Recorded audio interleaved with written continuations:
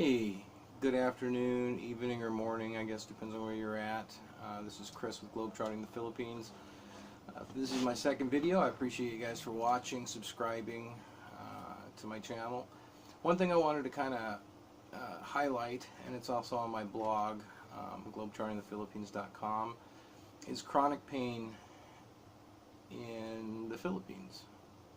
If you're a chronic pain patient and you take medications, or any chronic illness that you have to have maintenance medications for, make sure you bring enough records, prescription bottles, things of that nature with you to prove, if you ever have to go to the ER or a doctor, that you are taking those medications and what you're taking them for.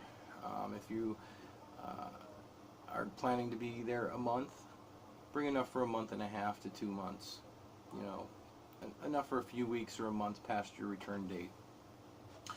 Just in case you run into problems, you decide to extend your trip, whatever the case may be, make sure you have enough. You don't want to run out of your medicine. If you should run out of your medication, a couple things you should be aware of. Number one, chances are if you're on a controlled or scheduled medication, it's not going to be available in the Philippines. If it is available, it's going to be very expensive, number one. Number two, finding a doctor to prescribe it or treat you for those problems is going to be a trick and a half. I had to experience this firsthand. I decided to go for 30 days, ran out of my medication, had to go to the doctor, found a doctor who was an S2, remember this, S2 licensed physician to prescribe certain medications. You know, if you're lucky enough to find one, and they're hard to find, and by the way, if you would like some information on how to contact, or if you need this type of physician, leave me an email or leave something in the comments, and I'd be happy to get you that information, and you can contact that physician. It's Changhua Hospital in Cebu City. Anyways, so I was able to find a physician who was able to prescribe a like medicine, meaning it was similar but not the same, due to regulations and availability in the Philippines of certain medications. Luckily it helped, and I got to continue my trip without interruption, or too much interruption.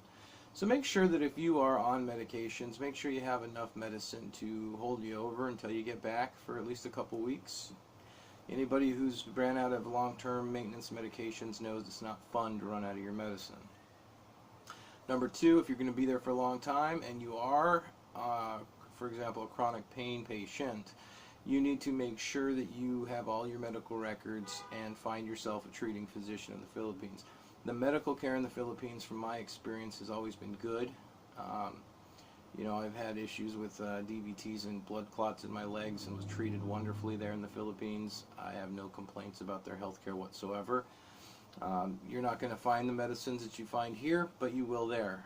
I'm sorry, you won't find the medication there that you will find here, but it works. It does the trick, and it'll help you enjoy your vacation.